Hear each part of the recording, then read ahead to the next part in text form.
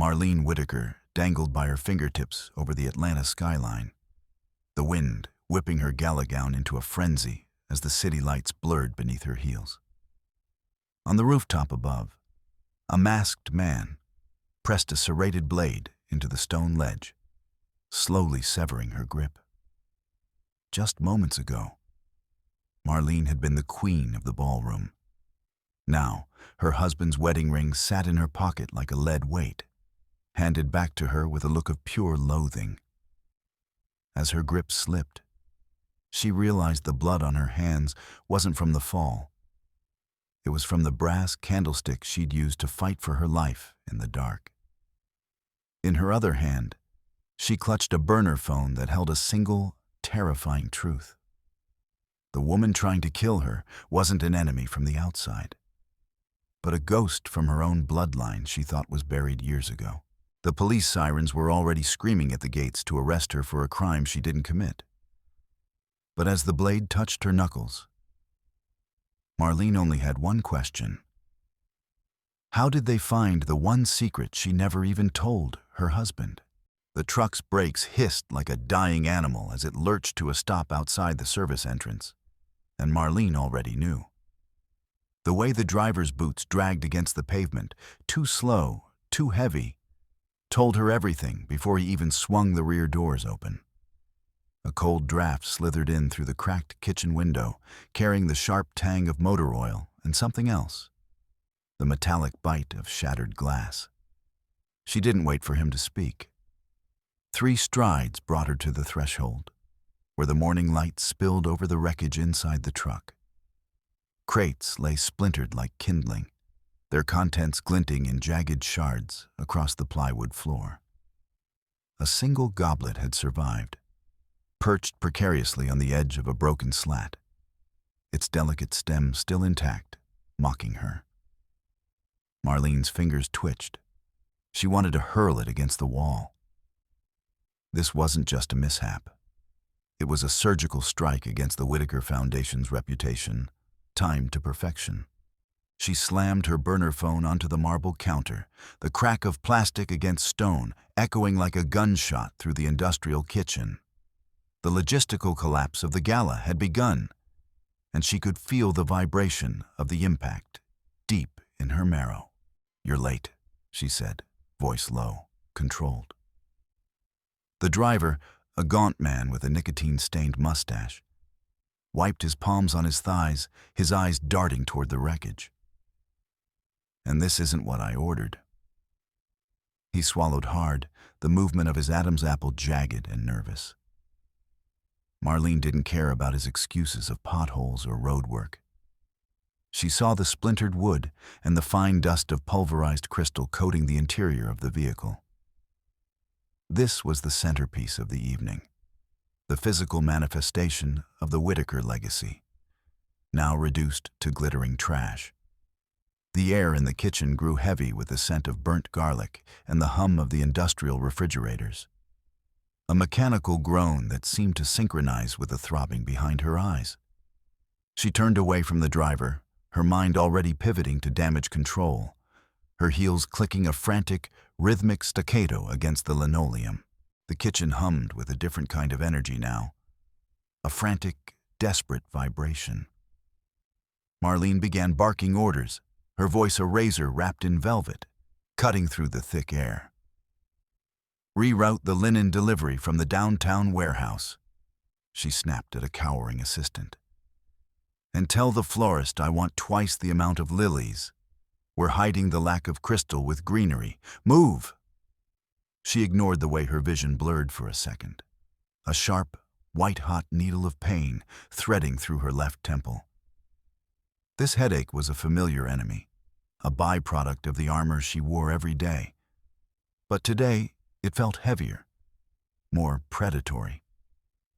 She gripped the edge of a stainless steel prep table, her knuckles whitening. Every second mattered. The gala was the only thing keeping the board from looking too closely at the foundation's thinning margins, and she wouldn't let a few crates of broken glass be the crack that shattered the facade. Across the expanse of the ballroom, the atmosphere shifted. The frantic energy of the kitchen didn't reach the main hall. Instead, it was replaced by a chilling, artificial grace. Evelyn Whitaker glided into the room, her presence like a drop of ink in a glass of clear water. She didn't walk so much as haunt the space, her silver hair perfectly coiffed, her pearls gleaming with a soft, deceptive light. Marlene watched her from the shadows of the service entrance. Evelyn stopped near the head of security, leaning in to whisper something that made the man straighten his posture instantly. Then, as if sensing Marlene's gaze, Evelyn turned. She didn't scowl. She didn't gloat. She simply offered a look of feigned pity, a tilt of the head that suggested Marlene was a drowning creature she was almost, but not quite, willing to save. It was a silent declaration of war, conducted in the language of high society posture. Marlene watched as Evelyn moved toward David. Her husband stood near the grand piano, his jaw set in that familiar line of Whitaker's stubbornness. He looked rumpled, his tie slightly askew, the scent of sandalwood and early morning whiskey likely clinging to his skin. Evelyn reached out, her hand a pale bird landing on his sleeve, and slipped a folded piece of paper into his palm. It was a private, practiced motion. Marlene saw David's face change as he unfolded it. The suspicion didn't arrive all at once. It gathered like a storm front, darkening his features, pulling his brow down. He looked at the paper. A bank statement, Marlene realized with a jolt of ice in her gut. And then his eyes scanned the room until they landed on her. The distance between them, usually filled with the comfortable silence of a long-term partnership, suddenly felt like a canyon filled with jagged rocks. David didn't wait. He crossed the ballroom with heavy, purposeful strides, ignoring the decorators draping silk over the banisters. He reached Marlene just as she was trying to coordinate a new delivery of hors d'oeuvres. "Marlene," he said, his voice a low rumble that vibrated with suppressed anger. He held up the bank statement Evelyn had given him. "What is this? An offshore account in the Caymans? Registered in your name 3 months ago?" Around them, the ballroom continued to spiral into chaos. A ladder fell, a woman shrieked about the lighting, a tray of champagne flutes rattled. But Marlene felt only the cold vacuum of David's distrust. "David, I don't know what you're talking about," she said, her voice steady despite the hammer in her head. "I haven't opened any accounts. Look at the timing. Look at who gave that to you." But he wasn't looking at the logic. He was looking at the fear he wanted to believe was guilt. The accusation hung in the air, a poisonous fog. Marlene couldn't stay and argue. The loading dock was calling her back with the sound of more raised voices. She turned on her heel, leaving David standing there with his paper and his doubts. She rushed through the service corridors, the institutional green walls closing in on her. When she reached the dock, she found a second driver, a burly man in a grease-stained cap, refusing to unload the sound equipment. "Orders from the top," he grunted, leaning against the side of his truck. "Payment didn't clear. I don't move a box until the wire hits." Marlene stepped into his personal space, the scent of motor oil and stale cigarettes hitting her like a blow. "The payment was scheduled a week ago," she hissed. "This is sabotage. Who told you the wire didn't hit? Was it a woman in pearls? Or an event planner with a grudge?" She saw the flicker in his eyes. Not guilt, but the simple, mercenary blankness of a man who had been paid more to stay still than to move. Before she could squeeze the truth out of him, the world tilted. A hand, rough and smelling of leather, clamped over her mouth. She didn't even have time to scream before she was hauled backward, her heels skidding uselessly against the concrete. The loading dock was a blur of gray and shadow, as she was shoved toward the dark storage closet tucked behind the industrial freezers. The door groaned on its hinges, a heavy, metallic sound that felt like a tomb closing. She was thrust inside, the darkness swallowing her whole. The air was stale, thick with the smell of mold and old paper. She hit the floor hard, the impact jarring her teeth. And for a heartbeat, there was only the sound of her own frantic breathing and the heavy thud of the deadbolt sliding home from the outside. She wasn't alone. A shadow moved in the corner, a figure taller and broader than the darkness itself. The masked figure lunged. Marlene didn't think. She reacted. Her hand swept across a dusty shelf, her fingers closing around the cold, heavy weight of a brass candlestick. It was an antique, a relic of the mansion's better days, and now it was her only hope. As the assailant reached for her throat, she swung with every ounce of terror-fueled adrenaline she possessed. The metal connected with his forearm with a sickening, wet thud. The man let out a sharp, strangled cry, a sound of genuine shock, and recoiled. Marlene didn't stop. She scrambled to her feet, swinging the candlestick again, catching him across the shoulder. The cramped space worked in her favor. He couldn't get the leverage he needed to overpower her. He cursed, a low, gravelly sound, and fumbled for the door he had left slightly ajar in his haste to corner her. He scrambled out, his boots thudding against the concrete as he fled toward the gardens. Marlene slumped against the water-stained wallpaper, the brass candlestick still gripped in a white-knuckled fist. Her breath came in ragged, shallow gasps. The silence of the closet was absolute now, broken only by the distant, muffled hum of the gala preparations. She looked down at the floor, her eyes adjusting to the sliver of light bleeding in from the hallway. There, near the threshold, lay a small black object. She reached out, her fingers trembling, and picked it up. It was a burner phone, cheap and nondescript, likely dropped by her attacker in the struggle. She flipped it open. The screen glowed, a harsh blue light that made her wince. There were no names in the contact list, only numbers. But the call log was a roadmap of betrayal. One number appeared over and over, a sequence she recognized with a jolt of recognition. It belonged to Claire Delacroix, the high society event planner who had been helping with the logistics. But as she scrolled deeper into the messages, the true shape of the monster emerged.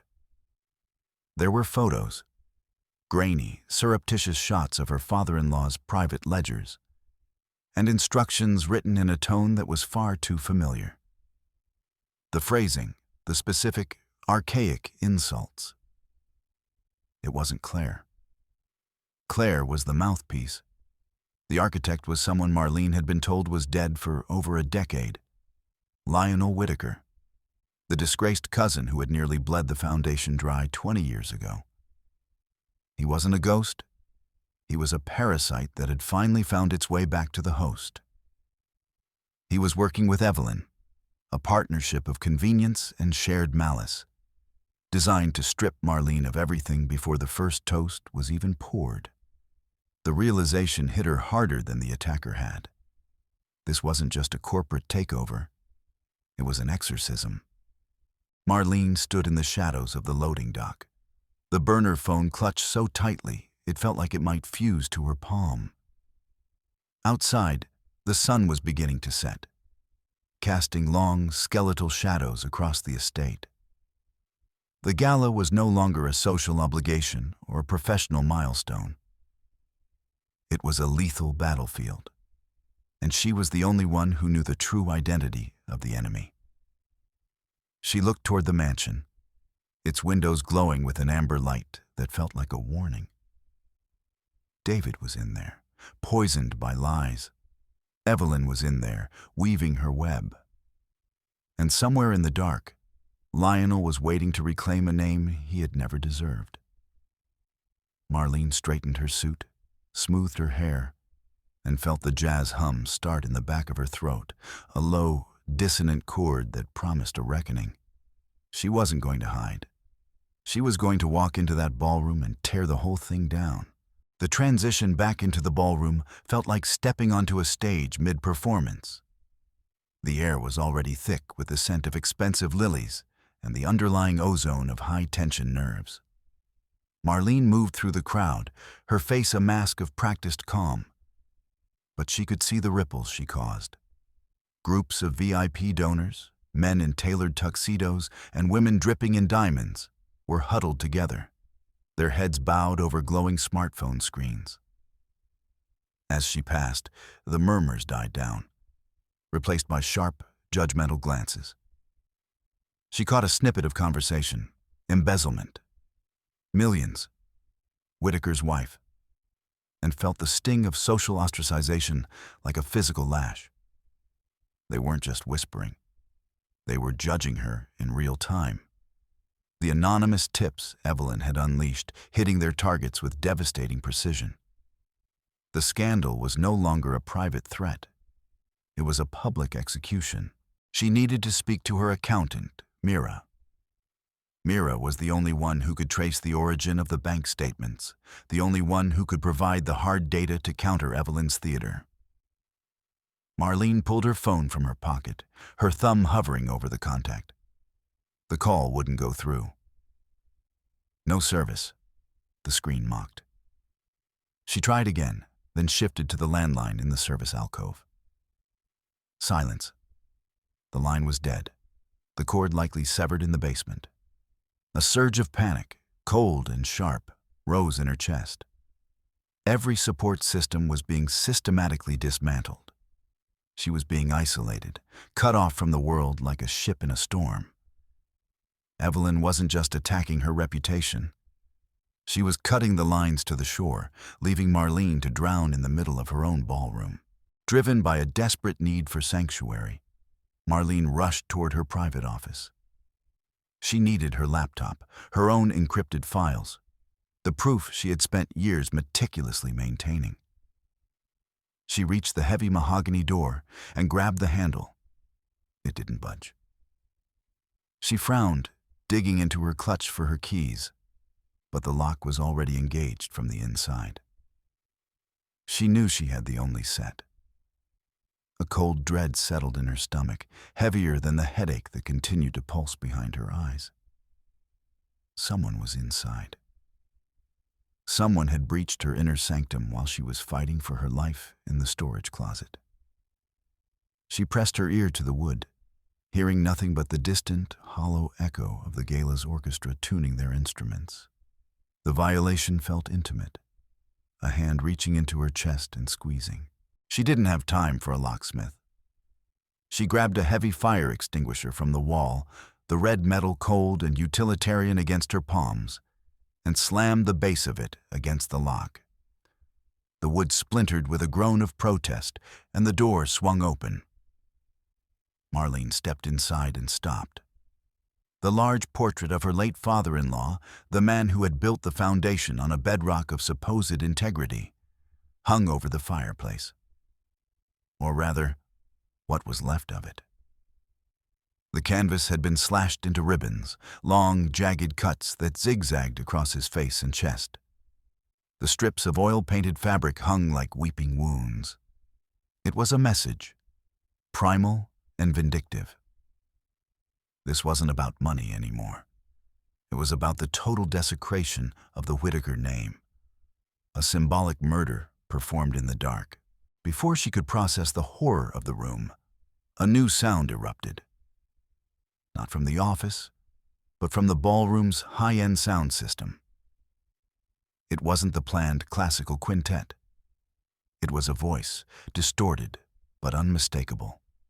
Her own voice. "You think I don't know you're hiding the whiskey, David? You think I don't see the way you look at me like I'm an intruder?" The recording was crystal clear. A private, ugly argument from 3 weeks ago. Broadcast to every donor, every socialite, every waiter in the room. The ballroom went silent. the kind of silence that precedes a crash. Marlene stood frozen in the doorway of her ruined office, watching through the gap as her marital struggles became public entertainment. She saw the winces, the smirks, and the way the elite guests looked away, embarrassed for her or perhaps just savoring the fall. In the gallery above the ballroom, Evelyn stood with David. She had her hand on his arm again, her voice a low, rhythmic hum that Marlene could almost hear from across the distance. Evelyn was pointing at a tablet, showing David more proof. Fabricated emails, perhaps, or more doctored logs. David's expression didn't just harden. It turned to stone. He looked down at the ballroom floor, his eyes finding Marlene. And for the first time in 15 years, she saw nothing but a stranger.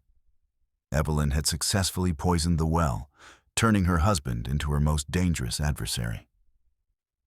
The betrayal was complete. Marlene turned back to her office, her eyes scanning the wreckage. The room had been ransacked. Files were scattered like autumn leaves, her computer monitor was smashed, and the hard drive had been physically removed. She was defenseless, her records destroyed, her voice drowned out by the recording of her own misery. She clutched the burner phone she'd found earlier, the only piece of evidence she had left. As she moved toward the service corridor, hoping to find a way to the server room, a man in a waiter's uniform stepped out from behind a heavy velvet curtain. He didn't have a tray. He had a look of cold, professional intent. He lunged for her hand, his fingers catching the edge of the burner phone. Marlene pulled back, a snarl of pure defiance escaping her lips. "No," she hissed. They struggled in the narrow space, the walls of the corridor pressing in. He was stronger, his grip like iron. But Marlene had the advantage of desperation. She wasn't fighting for a phone, she was fighting for the last shred of her life. They tumbled toward the industrial dishwasher area, the air thick with steam and the smell of harsh detergent. The machine was mid-cycle, a rhythmic thumping that masked the sound of their scuffle. Marlene's foot slipped on a patch of soapy water, and she felt the waiter's weight bear down on her. Her hand hit a heavy tray of silverware sitting on a prep table. She grabbed it, using the flat metal as a shield to block a strike aimed at her face.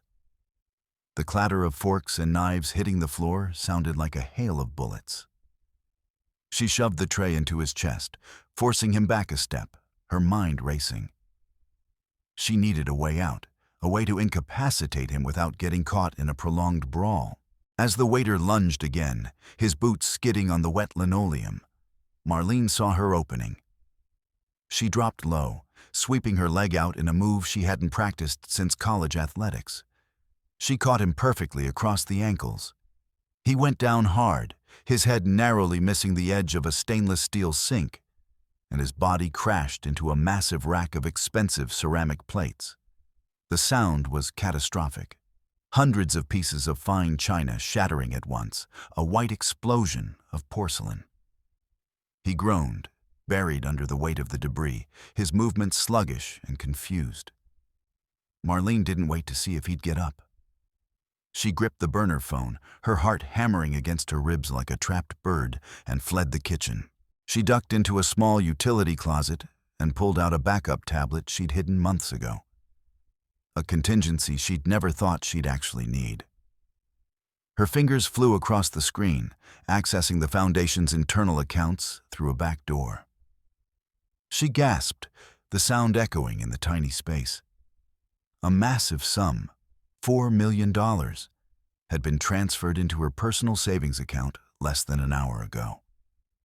The digital signature was hers. The IP address matched her office computer. It was a perfect, undeniable frame-up. On paper, she was a thief who had been caught red-handed, trying to bleed the Foundation dry before the gala ended. The trail was so clean, so logical, that even she could see why David would believe it. She stepped out of the closet and stopped. David was standing at the end of the hallway, framed by the light of the ballroom. He didn't move toward her. He just watched her with eyes that were cold, flat, and utterly devoid of the man she had married. He had seen the transfer. He had heard the recording. He was the final piece of Evelyn's trap, the witness who would make her downfall permanent. Marlene felt the weight of the world pressing down on her, the garbage chute of her life opening wide. She was trapped between a failing career and a husband who viewed her as a criminal. But as she looked at the burner phone, she felt a spark of something else. Not hope. Rage. She had the metadata. She had the trail. And if she was going down, she was taking the whole Whitaker empire with her. The library was a tomb of leather and silence. The only sound the ticking of a grandfather clock that seemed to be counting down the seconds of Marlene's life. Arthur Sterling, the Foundation's lead donor, and a man whose approval was the sun around which the Whitaker social galaxy orbited, stood by the window. He didn't look at her as she entered. He looked at the gardens, his shoulders rigid. 10 minutes, Marlene, he said, his voice a dry rasp. I want your resignation on my desk, or I pull the $1 million pledge. The rumors are no longer rumors. They're a stench I won't have on my shoes. Marlene opened her mouth to speak, to explain the frame-up, but the look he gave her, a mixture of boredom and disgust, silenced her. To him, she was already a footnote. A professional corner had been turned, and there was no path back. She retreated to the ballroom, her head spinning, only to find a new spectacle. Evelyn had David in the center of a circle of guests. She was holding a silk handkerchief to her eyes, her voice projecting just enough to be heard by the surrounding vultures. Poor Marlene, she sighed, her tone dripping with a mother-in-law's calculated concern. The pressure. I think she needs a mental health break. A long one. Somewhere quiet, away from the responsibilities she clearly can't handle. It was a public execution disguised as an act of mercy. By implying a nervous breakdown, Evelyn was preemptively neutralizing any defense Marlene might offer. Anything she said now would be dismissed as the ramblings of a woman who had finally snapped. Marlene watched David nod, his face a mask of grief and exhaustion. He wasn't just losing a wife. He was gaining a martyr's burden, and he was accepting it. She needed air. She needed to think. She ducked into a quiet alcove near the stairs and pulled out the burner phone. Her fingers were shaking, but she forced herself to focus. She bypassed the lock, a simple 4-digit code she'd guessed from Evelyn's birthday, and scrolled through the hidden files. There, buried in a GPS log, was a set of coordinates that didn't match any public office. It pointed toward a hidden folder on the Whitaker estate's private server, a digital ghost cache she'd never known existed. This was it. The location of the evidence, the real logs before they were scrubbed and replaced with her signature. It was a digital trail leading straight to the heart of the conspiracy. But it was locked behind a firewall she couldn't breach from a phone. She headed for the rooftop lounge, the only place where she could get a clear signal to patch into the server remotely. But as she stepped onto the teak decking, the door clicked shut behind her. The masked fixer from the loading dock was there, leaning against the railing, the city lights of Atlanta twinkling behind him like a sea of cold diamonds. This time, he didn't just have his hands. He drew a tactical blade, the steel glinting with a lethal, matte finish. "Evelyn says you're making this too difficult," he growled, his voice a low, mechanical rumble. Marlene backed away, her heels catching on the gaps in the wood. She was trapped 40 stories up, with a man who had been paid to ensure she never made her keynote address. The struggle was primal. He lunged, and Marlene swung a heavy glass decanter from the wet bar, the crystal shattering against the blade with a sound like a bell. The impact sent a jar of pain up her arm, but it bought her a second. He was faster this time, his movements coordinated and cruel. He grabbed her by the throat, his fingers squeezing the air from her lungs, and shoved her toward the edge of the terrace. The railing was low, too low. Marlene felt the cold iron press against the small of her back, and then, with a brutal heave, he forced her over. The world inverted. For a terrifying heartbeat, there was nothing but the scream of the wind and the dizzying drop to the concrete below. She caught the railing, her fingers screaming as they gripped the cold metal. She dangled over the abyss, the Atlanta skyline a blur of mocking light. The fixer leaned over, his masked face inches from hers, and began to pry her fingers loose, one by one. "Just let go, Marlene," he whispered. "It's easier this way." The pain in her shoulders was white-hot, her grip failing. But as his hand reached for her last finger, Marlene found a reserve of strength she didn't know she possessed. She swung her body, using the momentum of the wind, and delivered a powerful two-footed kick to his chest. The force sent him stumbling back, his boots sliding on the damp teak. He hit a row of outdoor heaters with a crash of metal, and Marlene used the opening to scramble back over the railing, her breath coming in jagged, sobbing gasps. She didn't stay to finish the fight. She fled to her private dressing room, the only place she could lock herself in. She slammed the door and leaned against it, her heart a frantic drum. On the vanity, she found a stack of papers, forged press documents Evelyn had intentionally left behind. They were masterpieces of deception, detailing not just the embezzlement, but personal betrayals that cut deeper than any financial crime. But as Marlene scanned them, her blood turned to ice. These weren't just forgeries. They contained real details from her past, the debt her father had left, the brief, desperate period she'd spent in a shelter before she met David.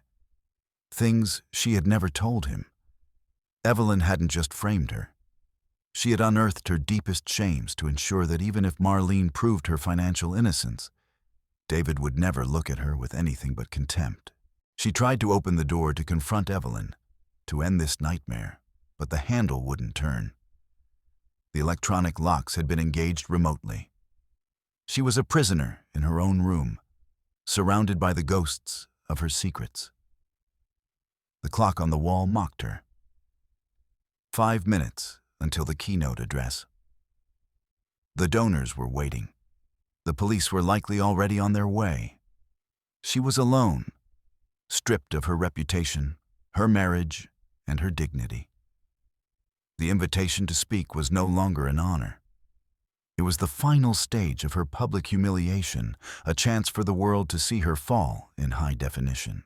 The connecting door to David's room opened. He stepped in, but he didn't look at her. He looked at the floor, his face a landscape of ruined trust. He didn't say a word. He just reached out and took her hand, not with affection, but with a clinical coldness. He slid the wedding ring off her finger and placed it on the vanity. The sound of the gold hitting the marble was the loudest thing Marlene had ever heard. It was the finality of it that broke her.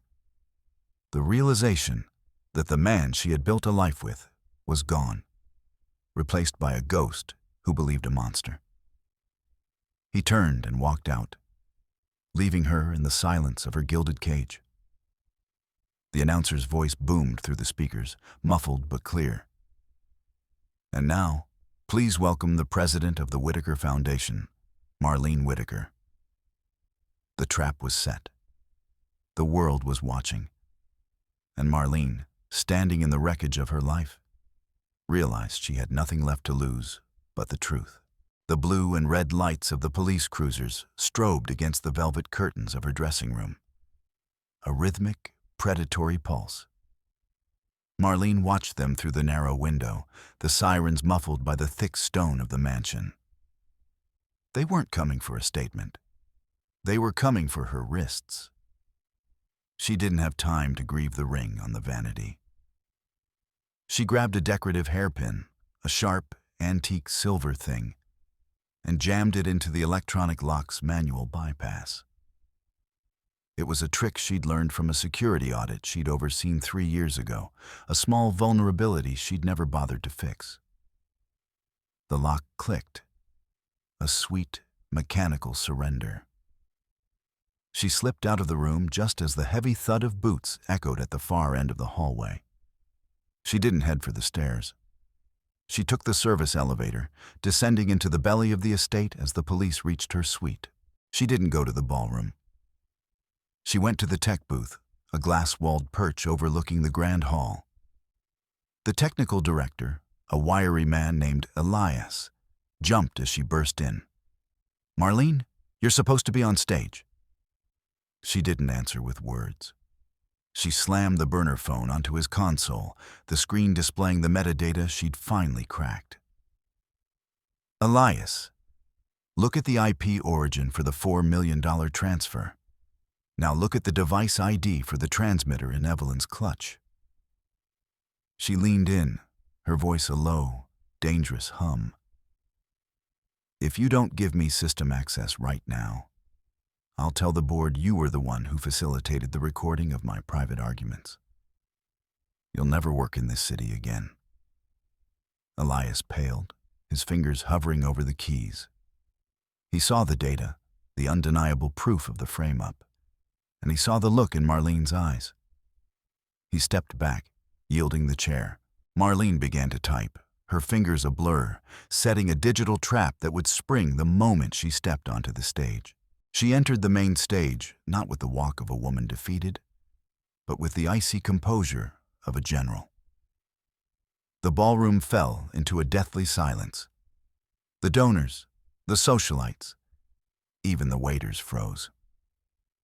At the back of the room, 3 police officers stood by the grand doors, their hands near their belts, waiting for the signal to move. Marlene didn't look at them. She walked to the podium, her black dress shimmering under the harsh spotlights. She didn't start the planned speech. She looked directly at Evelyn, who was sitting in the front row, a look of smug triumph already beginning to fade into confusion. "Tonight," Marlene began, her voice amplified to a godlike roar by the sound system, "we're going to do something different. We're going to talk about transparency.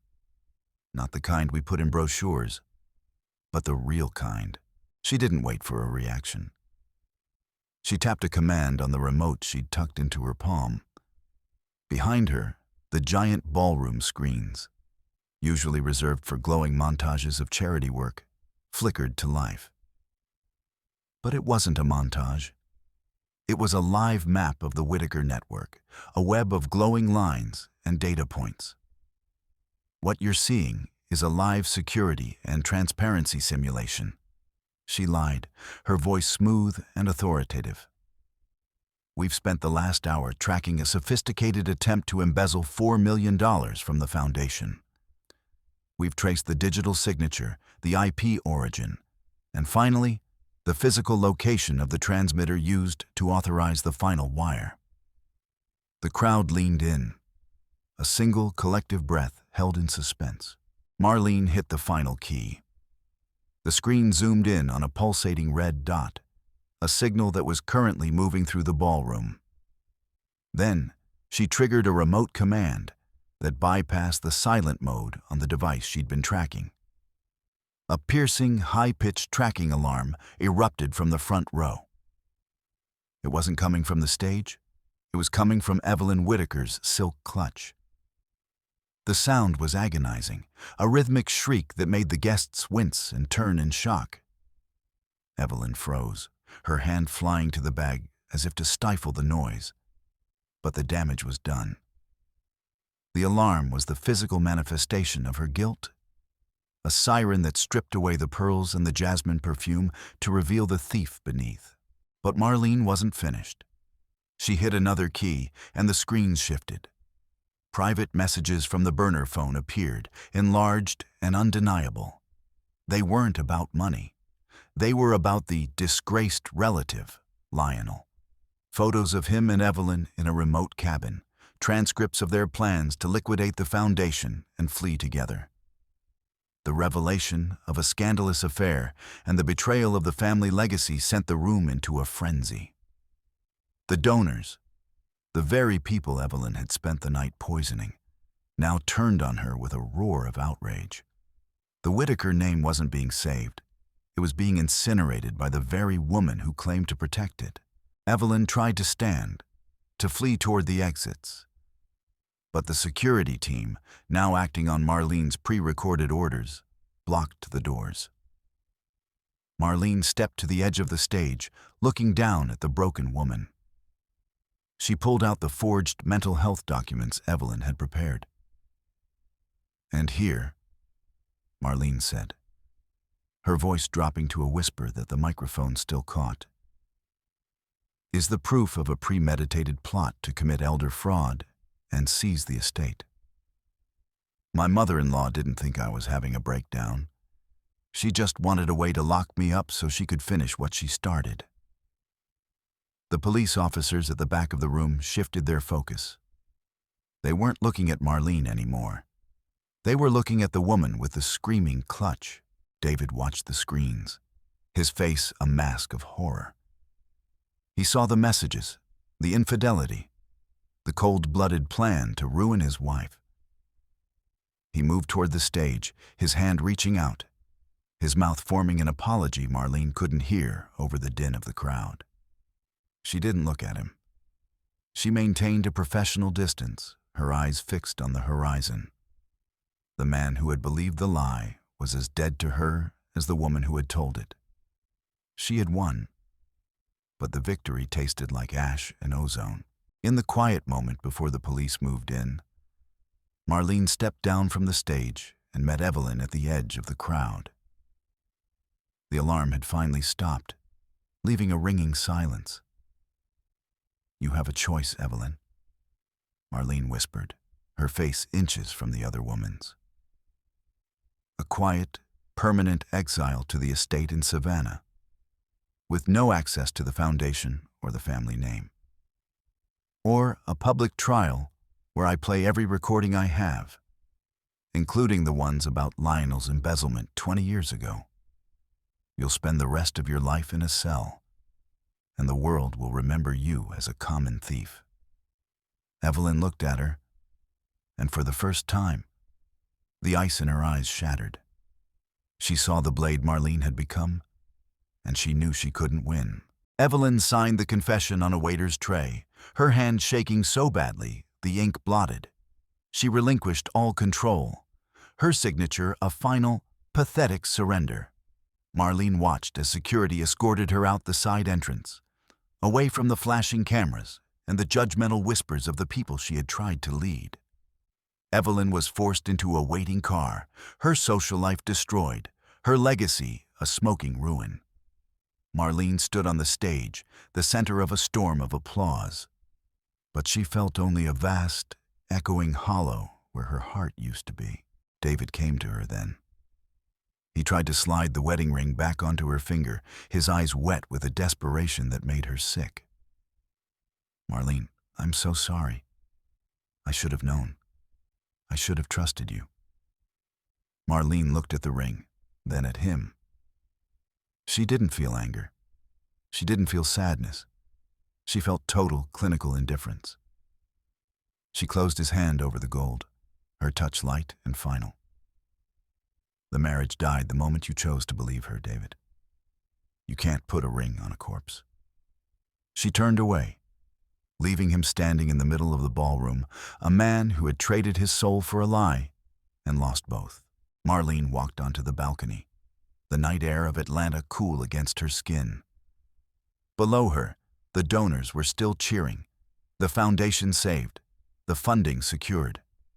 She was the hero of the night, the woman of steel who had faced down a conspiracy and won. She looked out over the city, the lights twinkling like a crown she had finally claimed. She had her reputation. She had her power. She had the entire Whitaker empire at her feet. But as she stood there, alone in the dark, she realized the cost. She had traded her capacity for love, her trust, and her heart for a position of absolute, untouchable authority. She was the queen of the Whitakers now, but she was reigning over a kingdom of ghosts. She hummed a low, dissonant jazz note, the sound lost in the wind, and prepared to lead.